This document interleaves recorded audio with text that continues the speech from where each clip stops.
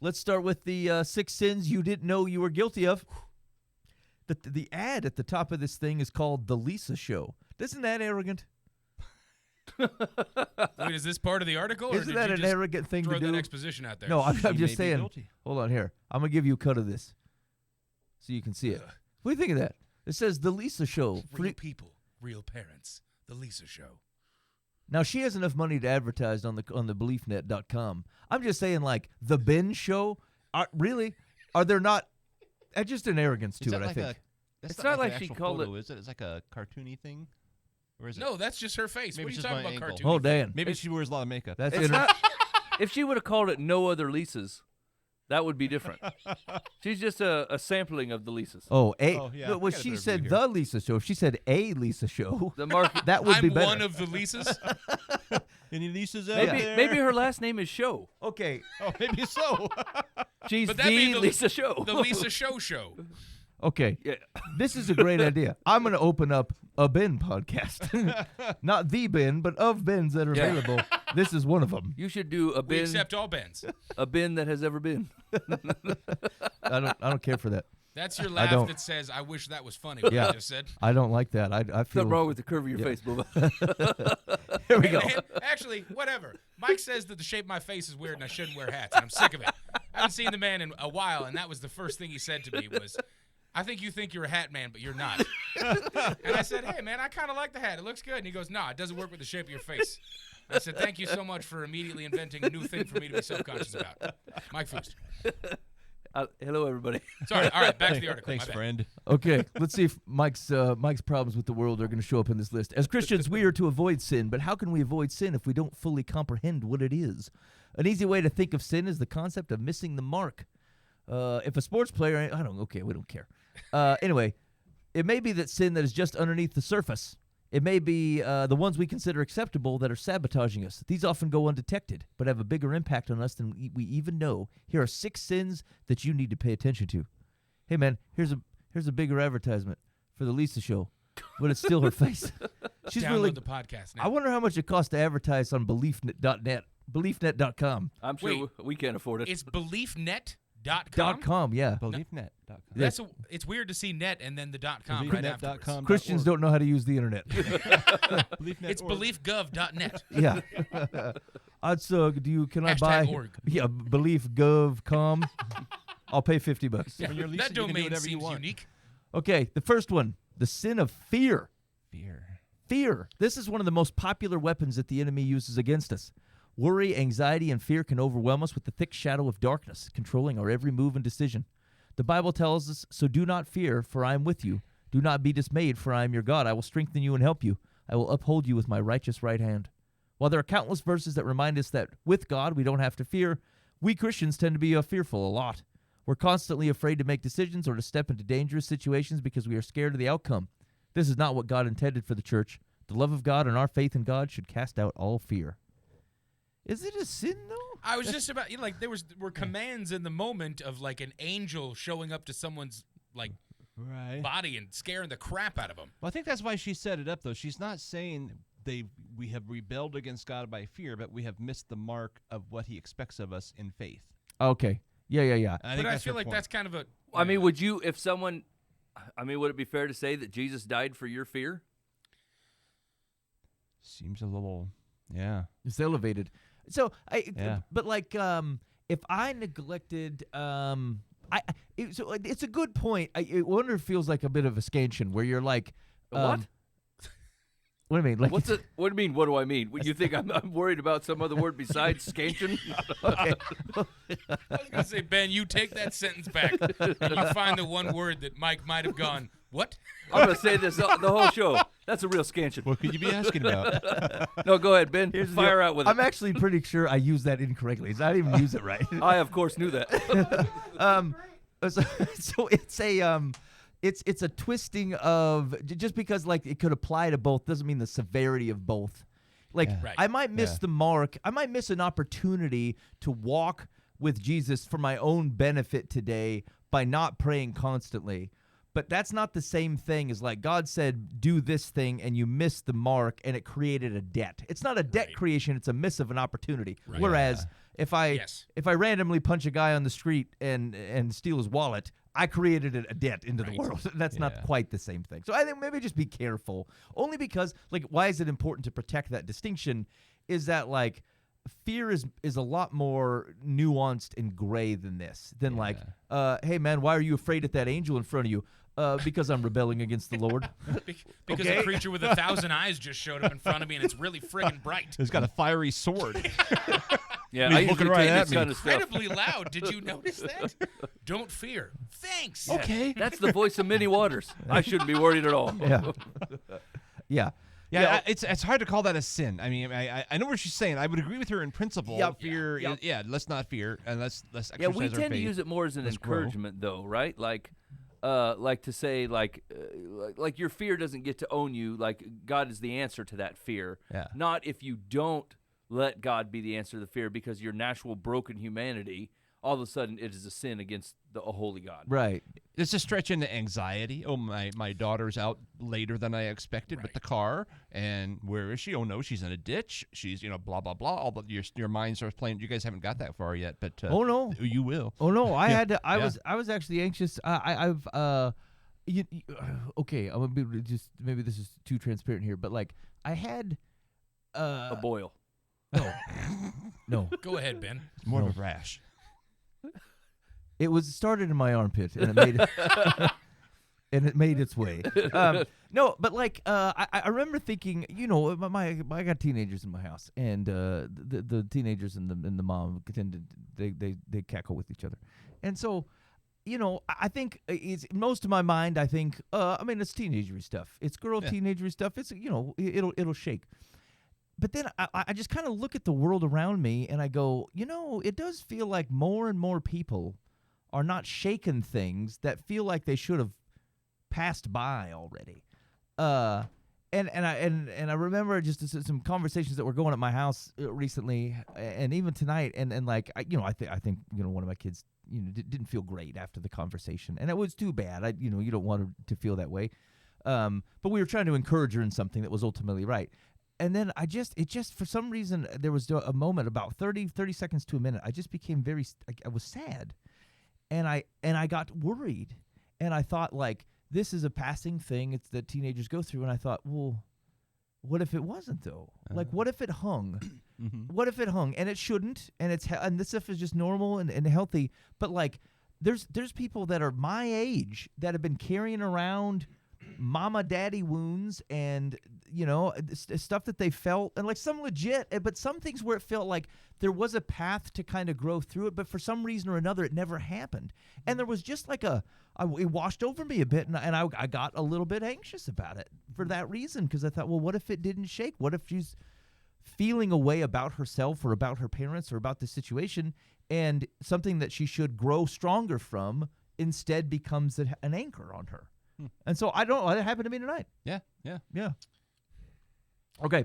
So yeah, fear. I think the other example I thought of was like, it's like telling your kid, if this is God speaking to people and it's storming outside, and it's the difference between saying, hey, don't be afraid, buddy, it's just a storm, we're going to be just fine, or stop being afraid, you festering jackwagon. Right. Like, okay, he's not missing the mark. He needs encouraged how to deal with a situation that is bigger than him. And I think that's what's going on here. And that's often how God is interacting with us. And I think we get this. This feels wrong a little bit on how. So we're kind of disagreeing with Lisa, I think so. even though she has her own show. Is this her? Is this actually Lisa? That's She doing the thing? advertising on her own Oh, thing? wait a minute. I didn't even think about that. Who's this written by? Leslie White. You think that's a pseudonym? Just a real poorly thought out one? Lisa's got her and own Leslie. ghostwriters. Yeah. I like the art on this thing. Is some like lonely dude trucking down the road on a dirt road. Yeah, because it's not a real Christian article if it's not got a photo like that. Look at this. Top. Look at this forlorn Freddy. Oh, sweet Moses. If that's not an album cover to at least 20 Casting Crowns albums, I Yeah. don't know what it is. I'm guilty of fear. Okay, next one. Comfort. Comfort. We love comfort. We like things to stay the way we like Kind of them. the definition of comfort, isn't it? Like stuff I like. That's the definition of a church potluck. Yeah. Who really wants to be forced out of their comfort zone? but we can't disciple to others when we're hooked on being comfortable. Too many people in the church turn comfort into an idol. When this happens, it is so easy for small differences of opinion on insignificant matters to cause people to fight and things to break down. I don't think comfort is the problem on that last one. There's No, all I think kinds of we things that tied are- two things together with a real loose string. Yeah. Now, is that getting close maybe to Revelation and the seven churches and the apathy thing? Did Jesus call that sin, or he just said to I mean, repent? it's just apathy the and flip of a comfort command. are two different things, though. Yeah. Like, it's the tie together where they said, too many people in the church turn comfort into an idol. Yeah. When this happens, it's easy for small differences of opinion on insignificant matters to cause people to fight. That I don't see that correlation. I don't understand the That's not a correlation. comfort problem. Yeah, no, That's not a comfort problem at all. Yeah. Yeah. So anyway, that one was weird. I mean, once again, like the Bible speaks against finding value or placing all of your value in worldly comfort. Yeah. Right. Like if God calls you to bits of comfort and bits of uncomfort, we're okay with all those things because in the end, ultimate comfort will be. And so, like, I don't know that it's a sin to want comfort. Certainly, I mean, all these are true. Like, it's a sin to worship any of these things, to put any of these things in God's chair. That is certainly a problem. Yeah, so if you had to call it, like, what's there is a sin in here that says, look, God has a way of doing something. He's calling me into something. He's asking me to do something, and instead I'm choosing me. Yeah, the If sin that's- is not Yeah. following That's the the command that you're sin. supposed to be doing. That's right. It's That's not right. that you're comfortable. It's the fact that if God's called you out of said comfort and you said no, Yes, that's right. that's the problem. That's right. That's right. I imagine Solomon was comfortable in some parts of his life. It kind of happens. Yeah, because the opposite of this makes it sound like, oh, you got a cushy couch, do you? Right. You gluttonous pig. Like, Yeah. Did you realize you're sinning because you like your pillow? yeah. Now, I just had a conversation last week where I have a pretty full schedule most of the time, and someone has invited me to do more. Now, don't do any less. I'm not changing anything, but add more to my plate. Yep. And I guess going through this filter, I'm thinking I cannot use the excuse of comfort to say, well, I don't think I will. I guess what I'm praying right now is, God, is this what you want me to do? Right. Yeah, that's right. There's discernment there. Yeah, so I guess, I'm just thinking out loud. I mean, like, Right. I don't see me saying no, because I like to have my Thursdays from 10 to 11 free time. Yeah. You know, it's like, no, that's, or whatever. It is. Right. Yeah, I got you. Yeah. I think that's right. So, but that rolls up to the same thing. Like, are you saying no to God and saying yes to yourself? Well, that's the problem, whether it's Right. comfort or whatever. But like, I don't think it's also not wrong. Well, yeah, whatever. You don't ache because you got to bed at a decent time, or because you did have, we did block off Thursdays to with other things that are important, like I'm comfortable around my family. Well, you should hate your family because Right. leave them. Comfort is of the devil. Right, because there's other parts of Scripture like God is for you. Right. Like He knows you, He loves you. Like He built in a whole Sabbath day I was of just about to rest say that. He and gave comfort. you a day of rest for a reason. Right, and so like He's not against your comfort.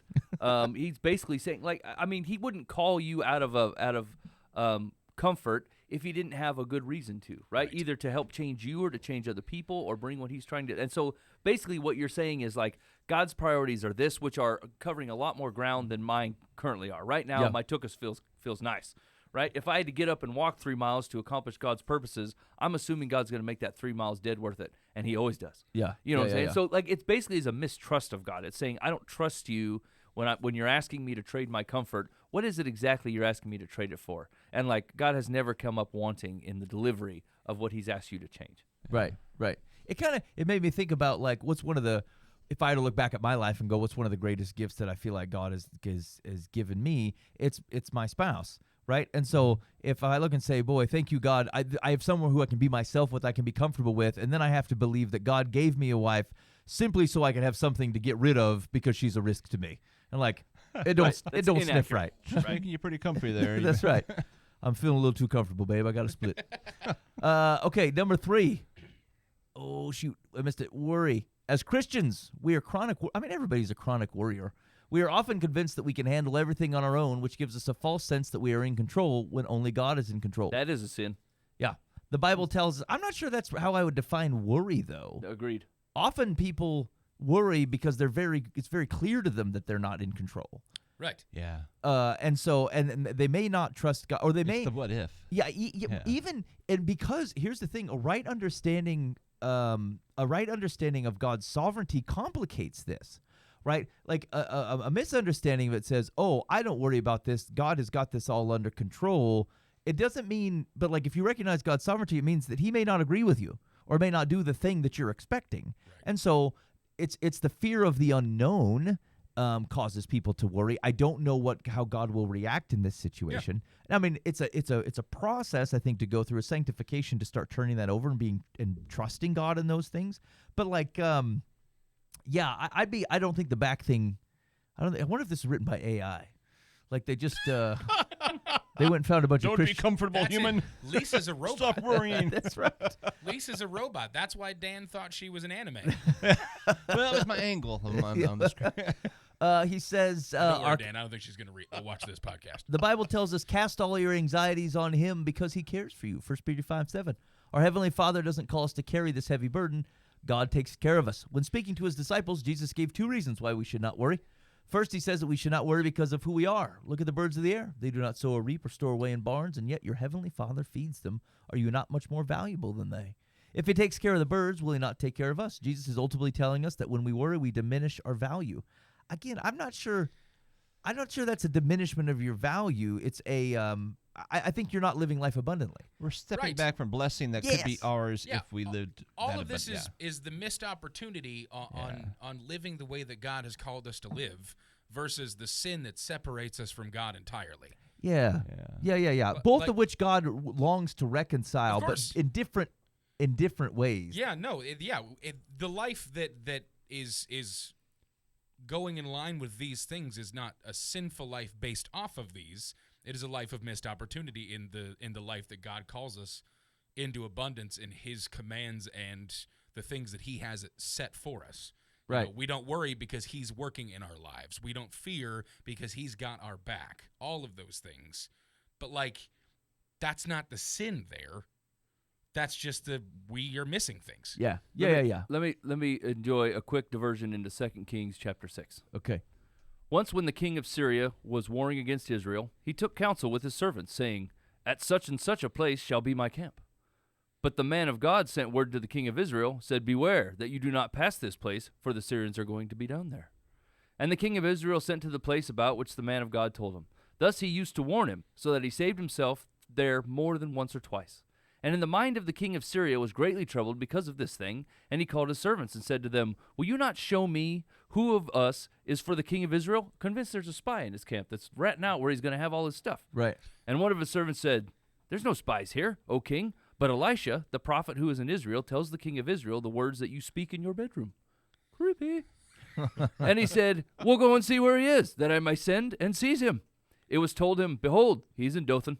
So he sent these horses and chariots and a great army, and they came by night and surrounded all of Dothan.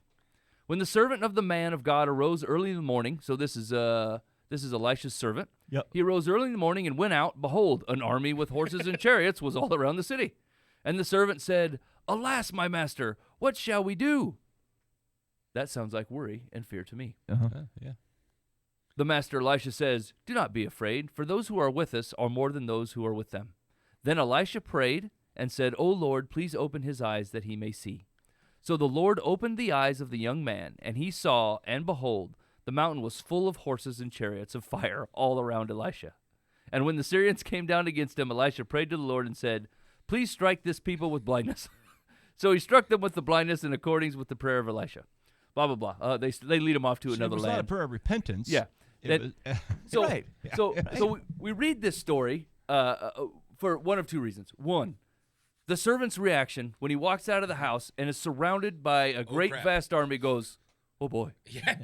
Oh, geez. It's I looking think rough. I'm worried. Elisha, you seen these guys? I have fear. There's a giant army here. There's just the two of us. And then Elisha prays to God and says, show him Yeah. the reality of the situation. Right? And so like some of this fear and some of this worry, like God is well aware that we don't see all of the actual reality. Right? And so this is where I'm having a hard time listing this as a we'll call it a burden of sin to wear. Right? Like most sin, like we take on and we go, I can recognize God's behavior versus my behavior, and I'm failing here. But I am not currently capable of taking in the reality that God is.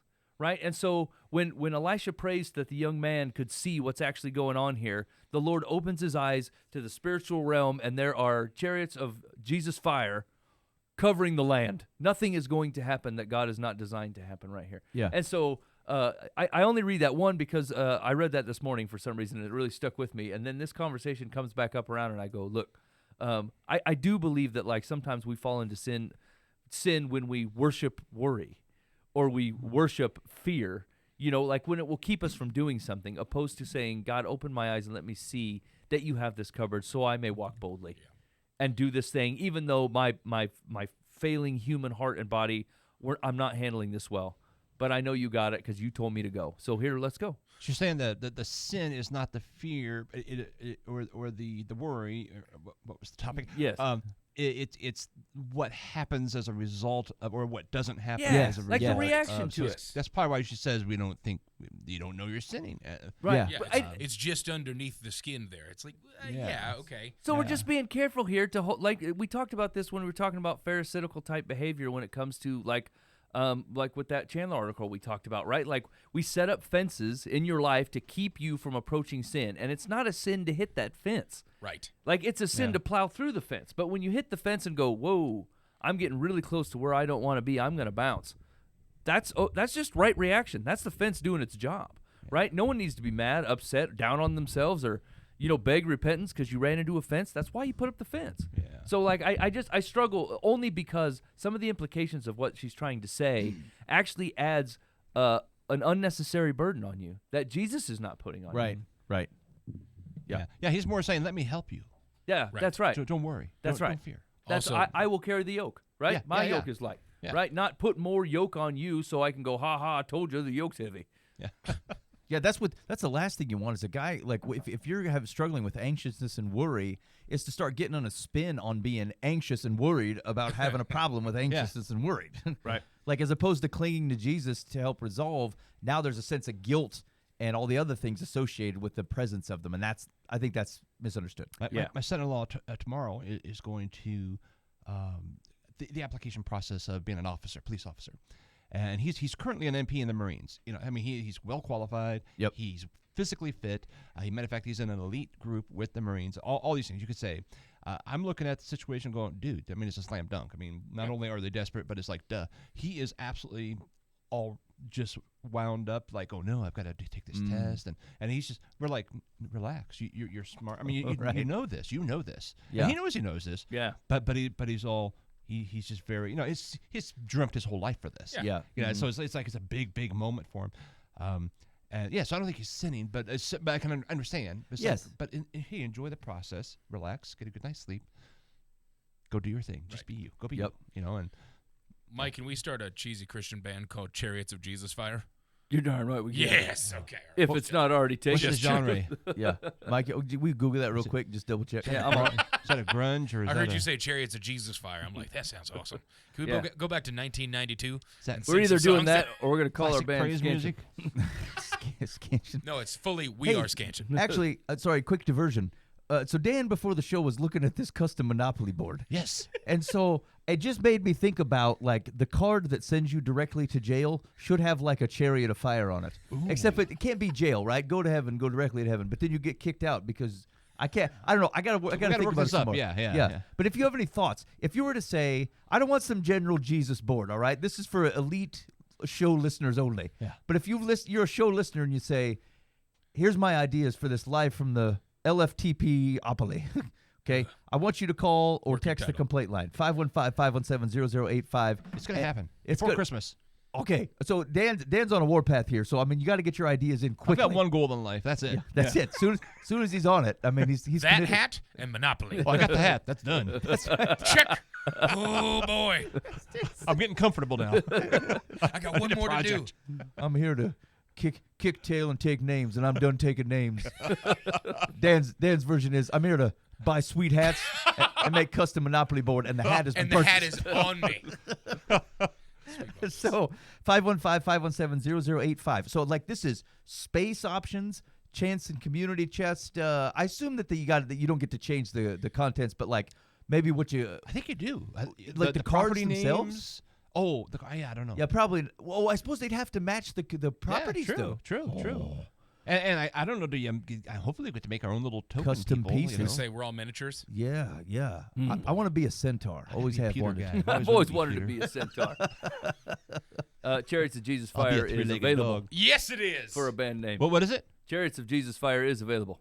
Yeah. Our first album is I've always wanted to be a centaur. I'm going to secure your website, chariotsofjesusfire.govnet.com. Yeah. .us. .org. Song 1, Diary of a Centaur Sinner. I'm just imagining people making those domain names the same way that like old people make Facebook accounts, where their tagline is like spaghetti sauce, and it's the full recipe for their spaghetti sauce, where they were supposed to put like "in love with Jesus" or something like that. Just pasta. It's like Ethel. That's not where you're supposed to put that. Oh man, this is the best. All right. Let's see. So the next one was gluttony. We often associate gluttony. This is hidden sins, all right? Sins you may not even know you're committing. Something wrong with Boova's camera. Can't hear it. I've been all right on these first three, but I'm really worried about this number 4. I'm being real honest with you, Ron. Now hold on. Do we have a If definition? this is just underneath the skin, it's perfect. Don't get your oddly shaped worry round about face it. in a button. We often associate gluttony with weight and food but it's so much bigger than just that. Bigger? Really? I see what It's you're saying ginormous. here. Lisa Show or whoever the author was. Sorry, go ahead. All right. It's so much more big boned than that. Gluttony is truly a condition of the heart. When we are gluttonous, Yeah, it is. Thank you. Oh, this couldn't have been worded worse. when we are, Let's chew the fat a minute. when we are He's gluttonous, really done this poorly. Oh, man. It's all hidden. It's so great. This is how I know it's AI. The machines are coming back at us. Stupid human. They'll never know that I think they're overweight, all of them. When we are gluttonous, we try to find everything we can to fill the void that God is supposed to fulfill. This takes our focus away from Jesus, the one we truly need. Now, I do think I do think this actually blends with what we were talking about on I think the 2 ago, which is basically I choose me, as opposed to choosing something good that God said this is the good way to go about it. We deal with it in other ways. I've told you, like, it doesn't reflect necessarily but like I'm a I have a problem with gas stations. Like I just or just saying, hey, I want something.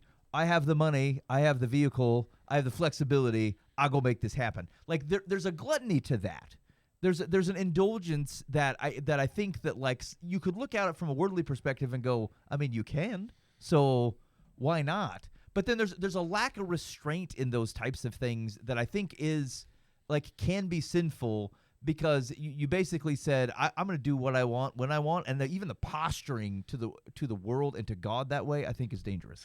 And also, the word gluttony, like that's a Catholic thing, isn't it? Like that's is that one of the seven deadly sins? Yeah, that's And what I was thinking. The concept of gluttony is so like broad in its actual description. It's like too much sleep or too little sleep or too much food or not eating enough or dining too often and stuff like that. Like we really do just make gluttony be like, oh, you shouldn't eat as much there, buddy. It's like, no, the Catholic description of gluttony is all over the place. But the core problem is where it's at is it's taking something that should be given to God and using your own means, whether that is through food is the most often description of it, as a coping mechanism for the way that this life is, rather than running to God. It's the creation of idols in your life other than God, because those are your coping mechanisms. Those are your defenses against what is actually happening. So rather than running to Him to have Him be your foundation, you are selfishly and in your own way creating your own foundation that is fickle and is sand. And that's what I see gluttony as. Yeah. Made me think of that, like, restraint or prudence is like an implicit fast. It's an implicit means of saying, like, in any given thing that God created for good, you may overindulge and use for wrong. And by cutting that off, like it creates a space that says I'm not going to do that in honor of Right. what God created for good, or knowing that like there are people that are going without, and here I am swimming in donuts or whatever I'm doing, or sleep or something, you know, whatever it is. And so like thinking of that restraint as it almost as an offering and as a fast of sorts, a partial fast to, without making it overly holy, but just think of it that way. I'm not saying no because I have to. I'm just saying no because I should, and because God prescribed I should, and so I'm going to, and I'm reminded of that when I say no, and it creates a moment between you and God where you say, I can offer this. I can offer my restraint here. Yep. I'd have to vet that out fully, but like it's a way to look at it that feels like there's value to it. Yeah. I've always fasted, partial fast for my children for each semester of school that they're in, and I'll change it up each time. Okay. So like we're getting toward the end now. They're both getting doctorate degrees, right? So it's been a long journey, right? Yep. Long. Just It's you a guys lot of graduate. No. couldn't Given up gum so many times. I only say that because this last I'm like really going at it this time. Like I'm going at it extreme. Like it's like there's no bread, no noodles, no rice, no beans, no corn, no sweets. I don't know, it's a whole list of stuff like like everything. I'm like, but here's the deal. I say that because it sounds really impressive, but I have a gluttonous heart, right? I always find a loophole. Every one of these fasts, I'll find something that I allow, and I'll overdo it. Yeah. I started this fast in the I guess it was really January, and I started eating onion rings because they're vegetables. And I ate them every day, literally. And I did that for about 6 weeks. I said, dude, you're going to kill yourself in your gluttony. On over. Right. Getting rid of all kinds of unhealthy things. Yep. And so then I had to give up all fried foods. Cause I'm doing this to control, because that's where I go. I'll go. That's my happy place. Any kind of food. I mean, and so I'm just, the point being that you can, you're so spiritual, you're fasting. No, I'm a glutton, and I'm going after onion rings. Right. And I'm a creative one at that. So Yeah. My kick right now is yogurt. At least it's yogurt. You know? To piggyback on that, I did a David fast once, or a Daniel fast, excuse me, and like went to I eat lentils and beans and rice every day, and that was roughly it. And I allowed myself to make like unleavened bread. Yeah. And that was like the thing I did. Dude, I had a KitchenAid stand that was running probably 4 hours a day, making certain that I had all the unleavened dough I could possibly have. And I am not even kidding, man. I remember my roommate was like, "You're gonna hurt yourself with this." I'm like, "Dude, I'm trying to focus on Christ with this." Yeah. And I really did start that, trying to have good intentions on. I'm like, I've never done like the full on here, because like food has been such a contaminant for me. And I was like, man, I'm super excited to do this. In the first couple of days, like my Instant Pot was going like crazy because I was making all the bowls of rice and lentils and beans and like barely vegetables, right? And my roommate finally, like after a week, I had probably like paper towel stacks of unleavened bread that I had fried in olive oil. Right? Not fried, but like pan-seared in olive oil. Yeah. I had this stack. And he came out one morning as I'm sitting there, and I'm like ghost white, eating unleavened bread over the sink. And he's looking at me. And fasting. He goes, "What are you doing, man?" I go, "I'm so hungry. My stomach hurts so bad, and I've had nothing but rice and beans and unleavened bread." I looked like the worst nightmare of a guy that was eating pita in the world, as I'm just sitting there like, "This is all I have. This is all I have. Don't take this from me." Yeah, Lord, please don't rewrite Daniel or something to where I have to like give this up. This is all I have. It's absolutely ridiculous. I probably gave it 48 hours of like, man, I'm really gonna focus on Christ and pray through this, and like this is an awesome experience because I'm really truthfully in restraint here to go, this is for you, and focused on it. But like after hour 48, I'm like, my focus is no longer on you, Lord. The Lord has left me. Yeah, straight up. Like, the Lord, why have you forsaken me, Lord? I got stacks of pita bread. No one, barely anyone can pronounce quinoa unless people want to eat it. Like, this is ridiculous. Get me out of here. Sorry, I didn't mean to hijack that, but that just, I learned a couple good recipes to quickly spice up some unleavened bread to make it tasty. And every once in a while, my wife now asks for it because I got really, really good at making it. fact, it's a source of pride for me. Yeah, it turned into, man, Lord, I remember when I felt like you didn't do this for me, but I really learned how to make a I pita. found my way out. Came through. Guess how I'm awesome on the other side of this. Could we do 2 Passovers a year? I'm really good at this. All you got to do is you add a couple herbs to the batch, and it's just fantastic. Okay, the next one, apathy. We Christians often fall into the trap of taking God's love for granted.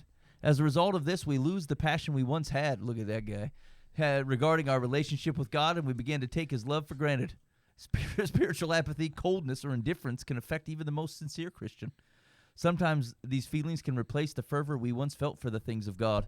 If we lack this passion when it comes to our own personal relationship with God, how can we expect to enroll others into having a relationship with God? Enroll others? It just seems like a weird way to put it, doesn't it? Are you here for the life-saving grace? We have 4 openings. First and last name. There's some real scansion to that, to be honest with you. Let's see here. One major cause of spiritual apathy is sin in a believer's life. When David sinned, he felt disconnected from God. What a circular argument. Yeah. You know what's causing that sin of yours? That sin of yours. I think I smell sin in here. Sinner. Must be because of the sin. As he confessed his sin to God, David prayed for God to renew a steadfast spirit within him and requested, "Restore me to the joy of your salvation and grant me a willing spirit to sustain me." A believer who feels spiritually apathetic should confess any known sin and ask for God's cleansing and renewal. Now, the end of that, yeah. Yeah. But the apathy is a symptom of the sin. And not in every situation, but in a lot of ways, that spiritual apathy that you're feeling is you being separated from God because you have unrepentant sin in your life that you're not trying to bring to Him. Right. And if that's the point. Yeah. That's what's happening. God does not live in the same space as sin. It's separation. And so you're living in that separation. Fix it, and that apathy will start to dissolve and go away, and you will find yourself impassioned again. Yeah. But the apathy isn't the sin. Right. It is symptomatic of sin. Yeah. Or a source. a recognition Oh, of you're right. of separation. Yeah. Right, yeah. Right. Yeah. We got something on the complaint line for an idea. Oh, nice. It was Monopoly. probably Mike. It was not Mike. Okay. The suggestion 1: swap out Boardwalk for Johnston proper. Yes. That's a good idea. That's a great idea. Awesome. Okay. Number 2: a community chest idea. The when you open up the card, the text is "Whiz bang, it's the Bahamas." Receive a randomly assigned $100, which was a Mike quote. "Whiz bang, it's the That's Bahamas." great. Whiz bang, it's the Bahamas. Yeah, these are good ideas. Oh, this is great. Yeah, These are keep good those ideas. coming. Yeah, that's 515-517-0085. What's your live LFTP-opoly idea? Oh, man. This is great. That's great. Whiz bang, it's Bahamas. Okay. Oh, is that the last one? No, I was that there's pathetic about 5, that. weren't there? Or 6, weren't there? Hold on. you skipped lying. Oh, lying. Here we go. Oh, convenient. Finally. Whoops. Okay, Finally. hold on. I'm ready to argue this first sentence. Go ahead, Ben. Too often, we think that lying is acceptable as long as nobody knows that we committed the lie.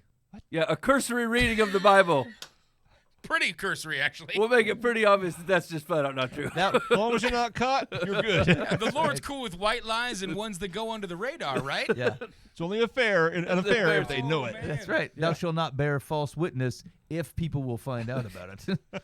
I mean, can you imagine just going up to heaven and Jesus goes, "But the lying," you're like, "I got to plead the fifth on this one. I had no idea." Yeah. No clue you didn't like you tell that. me who you I mean, heard you that should from? write this stuff down. You know what'd be really convenient? Could you give us like a top 10 by chance of like things that I'm not supposed to do so I can kind of just North Star on that by chance? I know you think I lied to my friend Blaine, but he died like 5 years ago, and you ask him, did he know that I lied? And then you hear Blaine on the other side of the gates. "Oh yeah, I know. Yeah, the whole time. You're a liar." You're not as sly as you think you are. Yeah, shut up, Blaine. That's not him, Lord. I don't, A lie. I don't have to shut up. It's heaven. I get to say what I want.